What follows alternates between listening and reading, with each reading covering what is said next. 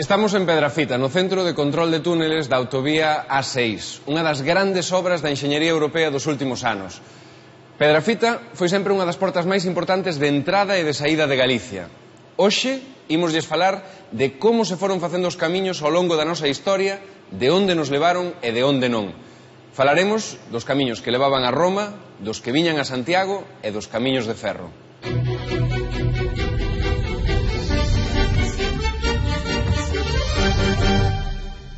A orografía, como vemos nestes montes e vales de Pedrafita, marcou ata a actualidade o trazado das vías galegas. Tamén nos marcou a condición de periféricos, pero houbo moitos máis factores que influíron na traza das vías, económicos, políticos e ata militares. Iso sabíano ben os primeiros grandes constructores de camiños, os romanos.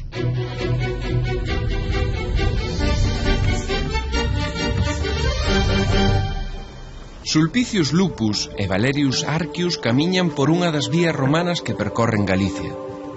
Son soldados auxiliares do exército romano. Agora regresan á súa casa, a Lucus Augusti, despois de ter participado en múltiples batallas ao servizo do emperador Traxano. Traen algúns estercios e o diploma que os acredita como cidadáns romanos, a recompensa por ter servido no exército máis de 20 anos. Os protagonistas da nosa historia formaban parte daquele exército que, para moverse, construiu unha vasta rede de camiños por toda Europa. Pero a pregunta é: por que fixeron aquí semellantes vías? Só por cuestións militares ou había outras razóns? Realmente estaban tan tolos estes romanos? Tras a conquista do noroeste peninsular no século I antes de Cristo, os romanos fundaron 3 cidades importantes na Galaecia: Brácara Augusta, a actual Braga, Austúrica Augusta, Astorga, e Lucus Augusti, Lugo. 3 grandes vías comunicaban estas urbes. A vía 18 ou vía Nova unía Braga con Astorga a través da actual provincia de Ourense. A vía 19 conducía de Braga a Lugo e logo daqui a Astorga. A vía 20 seguía a mesma dirección que a anterior, pero máis pola costa. Por iso se chamaba Perloca Marítima, e pasaba por Brigantium, que algúns investigadores localizan na Coruña e outros en Betanzos. Estas vías uníanse coas do resto da Península Ibérica, e ao final, todos os camiños conducían a Roma. Tamén a Roma conducía esta vía que entraba pola Portela do Home, na Raia, na fronteira entre Portugal e Galicia, no concello ourensán de Lobios. Os romanos, ademais de grandes constructores de pontes e de estradas, eran tamén especialistas en atopar os mellores pasos para cruzar as montañas. En Galicia, das 3 vías principais que figuran no itinerario de Antonino, que viña sendo unha guía da época, a que mellor se pode rastrexar na actualidade é a vía Nova, ou vía 18, construída nos anos 79 e 80 despois de Cristo. Atravesaba a provincia de Ourense e o seu trazado adaptouse ao terreo, en moitos casos en zonas abruptas e sinuosas, como nos cóvados de Larouco.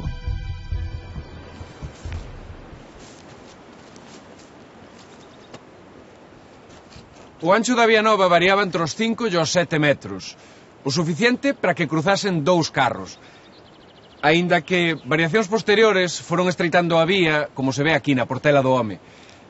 Polo xeral, as vías eran máis estreitas en zonas montañosas ca nas chairas. Outra dificultade que tiveron que vencer os romanos foron os ríos. A ponte do Vivei no concello de Pobra de Tribes é a única ponte orixinal romana que se conserva en Galicia e que aínda se segue utilizando. Por ali pasa a comarcal 536. Ademais da do Vivei, só existe en Galicia outra ponte romana orixinal, pero que non se usa. É esta ponte do Freixo, sobre o río Arnoia. Ríos e montes seguro que tiveron que cruzar os protagonistas da nosa historia que ían camiño de Lugo, que non nos esquecimos deles. Sulpicio e Valerio avanzan cada día máis rápido. Saben que Lucus Augusti está preto. No camiño crúzanse con varios lexionarios que son os encargados da vigilancia das vías. Vixían os carros que levan o ouro, a prata e o estaño galego cara a Roma para evitar os roubos e tamén miran pola seguridade dos comerciantes. De cando en vez, encóntranse cos curatores Viarum encargados de velar polo estado dos camiños. Teñen poder para obrigar aos veciños próximos ás vías a traballar na súa reparación ou na súa construcción. Sulpicio e Valerio ás veces dormen ao relente, pero cando enfrían moito as noites, teñen que pedir pousada. Estamos en Aquis Querquenis, nas ruínas dun importante campamento militar romano á beira da Vía Nova, no concello de Bande, en Ourense. Hai épocas do ano nas que está asolagado polas augas do encoro das Cunchas, pero aínda así pódese apreciar a dimensión e a estructura deste campamento militar. Ademais dunha función militar, este campamento albergaba unha mansión, que era unha especie de pousada para viaxeiros. As mansións eran lugares de descanso para as persoas e para as bestas de tiro. Os romanos tiñan predilección por construir mansións en lugares onde nacían augas termais. Por iso levantaron unha aquí, en Aquis Querquenis, que hoxe tampouco se pode ver porque está asolagada polo encoro. Recapitulemos un intre. Sabemos que os romanos construían camiños para transportar os minerais. Sabemos que tiñan vixiantes para evitar os roubos. E sabemos que tiñan persoal encargado do mantemento das vías. Hoxe temos unha serie de trebellos que nos facilitan toda a información precisa sobre topografía ou sobre distancias para construir estradas e todos os servizos que podemos precisar ao seu carón. Daquela, na época dos romanos, había pousadas cada 20 ou 30 kilómetros, pero como medían a distancia que había entre un lugar e outro? Para iso estaban os miliarios, como os do concello ourensán de Sandiás. Neste aínda pode lerse unha inscripción que di que o emperador Maximino e o seu fillo Máximo mandaron reconstruir esta vía. E tamén que de Braga ata aquí hai 68 millas. Unha milla romana tiña 1000 pasos. E un paso estaba composto de 2 zancadas. Pero claro, os pasos non sempre eran iguais, co cal as millas poden variar uns metros. De todos os xeitos, a media da milla romana son 1480 metros. Os nosos protagonistas, ao longo duns 2 meses e medio, deberon de facer andando unhas 1680 millas, ou sexa, 2500 kilómetros. Esta era a distancia que había desde Roma ata Lugo, que é onde acaba a nosa historia. Xa en Lugo, Sulpicio e Valerio visitan o obradoiro dun canteiro local. Vanlle encargar un lar viario, unha especie de ara que os viaxeiros ás veces colocaban nos camiños e outras ao chegar aos seus lugares de destino. Eran monumentos consagrados ás divinidades por protexelos. Sulpicio e Valerio tiñan razóns para darlles grazas aos deuses. Volveran sans e salvos de moitas guerras. Falamos na nosa primeira historia das vías romanas, pero que nos queda hoxe desas vías en Galicia? Original, nada. Pero, por exemplo, a autoestrada do Atlántico, onde estamos nós agora, segue prácticamente o mesmo percorrido que deseñaran hai séculos os enxeñeiros romanos para unir Braga con Brigantium. Se comparamos a principal rede viaria galega actual co suposto trazado das antigas calzadas romanas, comprobamos que lle la debemos a aqueles grandes enxeñeiros de camiños da antigüidade. O trazado das súas vías semella que marcou ata a actualidade o das arterias de comunicación terrestres galegas. É evidente que sobre as vías romanas se asentaron as autovías e os camiños que fixeron a nosa historia, incluída a rota que nos uneu con Europa durante séculos, o Camiño de Santiago. Na Idade Media, o centro da vida era a relixión. A forza que trouxo os peregrinos a Santiago tamén estaba na terra, pero non era o ouro que levaron os romanos, era a tumba do apóstolo.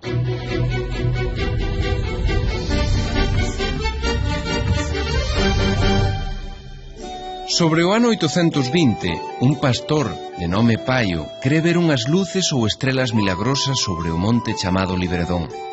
A nova chega ao bispo de Iria Flavia, Teodomiro, quen ordena limpar o monte por ver se soluciona o misterio. Alí descobre un sepulcro e de seguido anuncia que os restos encontrados pertencen ao apóstolo Santiago, quen, segundo diversas crónicas, estivera predicando en Hispania.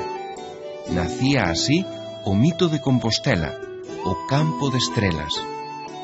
Este mito servía para fortalecer e unir a Igrexa Católica e a monarquía asturgalaica fronte aos invasores musulmáns que ocupaban gran parte da península ibérica. O rei de Asturias e Galicia, Afonso II, e o bispo Teodomiro mandan construir sobre o suposto sepulcro de Santiago unha sinxela capela sobre a que moitos anos máis tarde se erguería a catedral románica. Todo o occidente cristián recoñece o culto a Santiago, que se difunde con gran rapidez, e comezan as peregrinacións, que compiten coas de Roma e Xerusalén. Na cidade bella compostelana érguese esta estatua de Afonso II, alcumado o Casto. A partir del, todos os monarcas medievais apoiaron e fomentaron as peregrinacións á cidade do Apóstolo, e como no caso de Roma, non só un, senón moitos eran os camiños que levaban a Santiago. As rotas europeas conducían á península a través de dous pasos fundamentais, os portos de Somport e Roncesvalles. Estes dous camiños confluían en Puente la Reina, desde onde se seguía ata Compostela. Este itinerario, coñecido como o Camiño Francés, quedou fixado a finais do século XI e foi promocionado polos monarcas. O Camiño Francés foi e segue sendo o máis transitado e coñecido mundialmente, pero houbo e hai outros camiños para chegar a Compostela. Os pioneiros foron os camiños asturgalaicos. Por eles e polo Camiño Francés chegaron ata Compostela os primeiros peregrinos. O camiño inglés foi posterior. De Gran Bretaña, de Escandinavia e do norte de Europa viñan en barco moitos peregrinos ata o porto da Coruña e, en menor medida, ao de Ferrol. Continuaban a pé a viaxe polo chamado Camiño Inglés.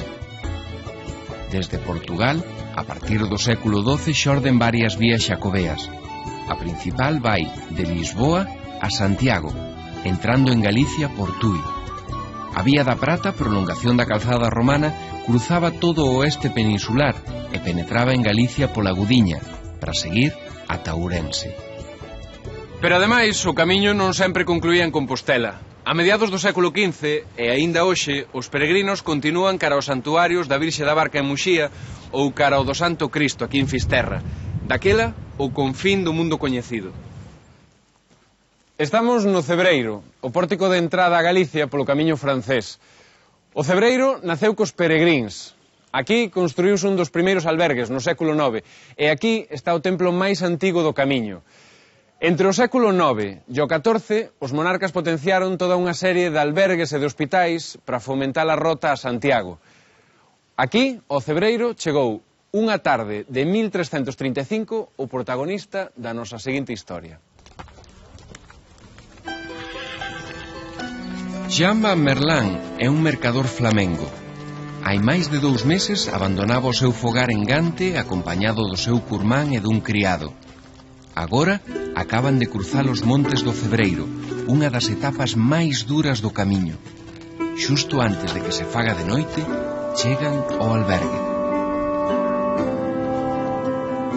Como todos os días, antes de buscar cama para eles, hai que deixar ben resgardada a besta, que leva unha prezada carga. Sobre ela van panos de lã de Flandes. Parte da mercadoría xa venderon polo camiño, en Burgos, e outra pensan vendela ao chegar a Compostela. O mercador flamengo tamén leva xoias para facer negocios, pero esas tenas sempre consigo colgadas na bolsa de coiro, onde garda tamén o certificado de peregrinación. Na pousada rexentada por monxes vieitos, os peregrinos séntanse a compartir a cea. Sopa, pan de centeo e algo de viño.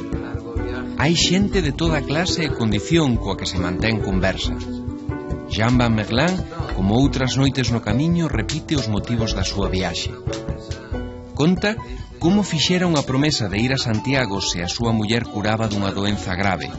E como sanou, el estaba cumprindo esa promesa. A carón do lume fálase das vivencias e das anécdotas da viaxe, sobre todo dos medos e dos perigos, entre outras cousas dos roubos. Pero Jean ven moi avisado. Estamos no interior da igrexa de Vilar de Donas. Este é un dos sepulcros dun cabaleiro da Orde de Santiago. O itinerario cara a Compostela estaba cheo de perigos e de ladróns.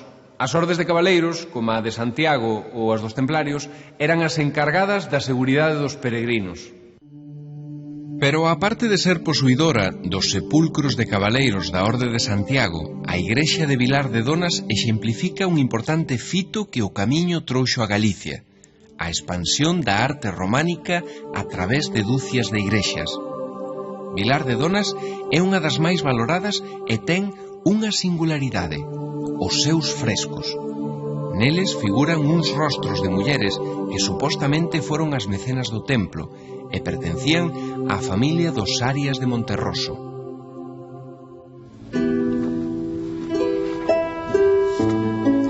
Antes de deixar o Cebreiro e saír cara a Triacastela e Sarria, dúas vilas importantes do camiño, o mercader flamengo e os seus compañeiros de viaxe encóntranse cun vendedor ambulante que lles ofrece algunhas pezas de acibeche, quincalla e un montón de cunchas que lles pretende vender.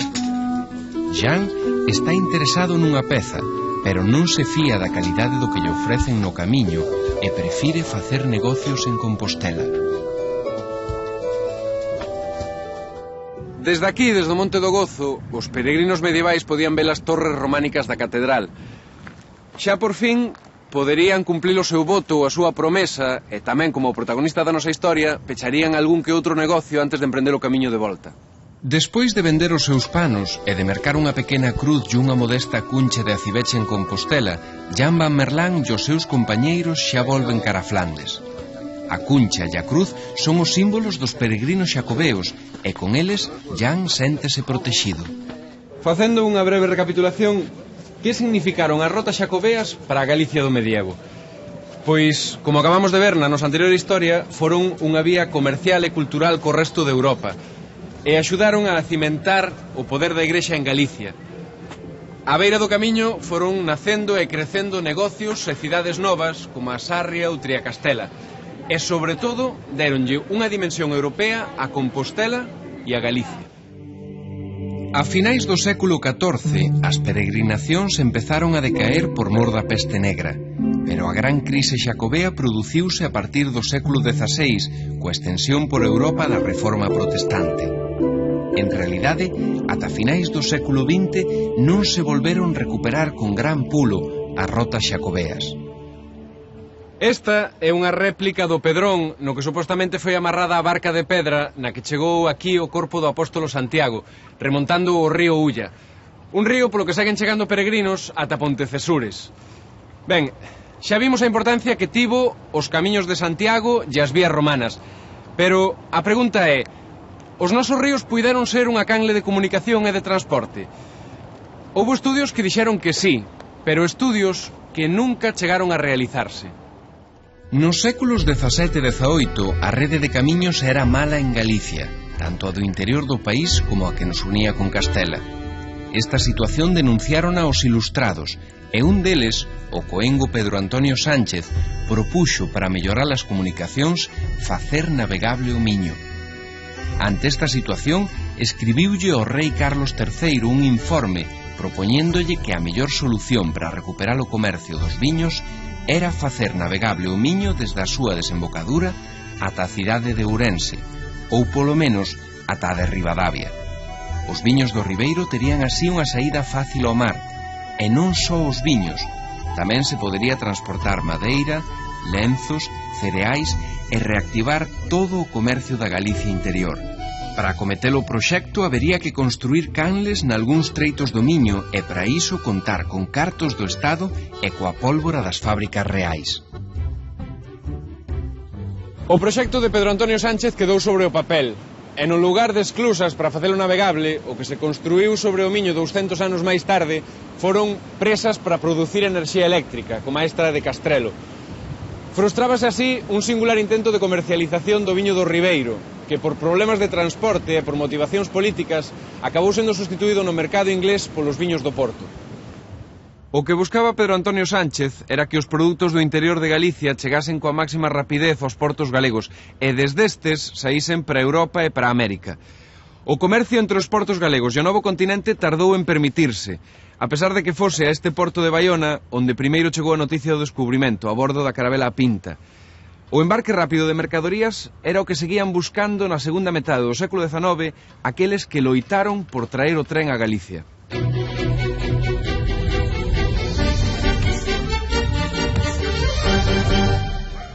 A gran parte da rede básica do AVE de Galicia segue en fase de proxecto. As obras van con atraso e a súa data de remate segue sendo obxecto de discusión política, mentres que noutras zonas de España xa gozan do tren de alta velocidade. E aquí é onde semella que a historia se repite, porque hai máis de 100 anos o ferrocarril tamén chegaba con atraso a Galicia. En 1848 inaugurouse a primeira liña de España, a Barcelona-Mataró. Pouco despois, aquí en Galicia, iniciáronse activas campañas promovidas por concellos, deputacións e bispados para fomentar a construcción dos camiños de ferro. Percibíase que era necesario contar co tren canto antes para modernizar o país. E mesmo chegaron a fundarse xornais co fin exclusivo de impulsar o tren, como o Faro de Vigo en 1853. O caso é que o Faro de Vigo, como outros xornais, ademais de promover o tren, foron voceiros dos grupos de poder da Coruña e de Vigo, que estaban en desacordo co trazado do ferrocarril. Estes desacordos non fixeron máis que frear a chegada do tren a Galicia. En todo caso, estas liortas non foron máis que unha xustificación dese retardo, pero cales foron as verdadeiras causas de fondo? A construcción do tren en España fíxose a través de concesións a empresas privadas favorecidas con subvencións públicas. As grandes compañías, a maioría estranxeiras, non vían moi rendible investir no tren en Galicia.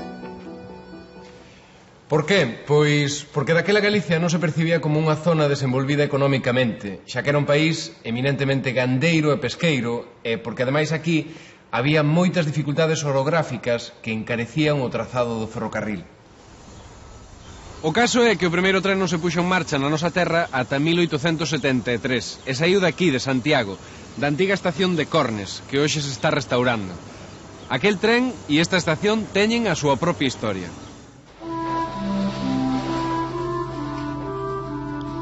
Xoán Arguindei Brusén é propietario da fábrica de curtidos de San Nicolás, un dos máis de 20 curtidoiros que se estenden nas beiras dos ríos Sar e Sarela en Santiago a mediados do século XIX.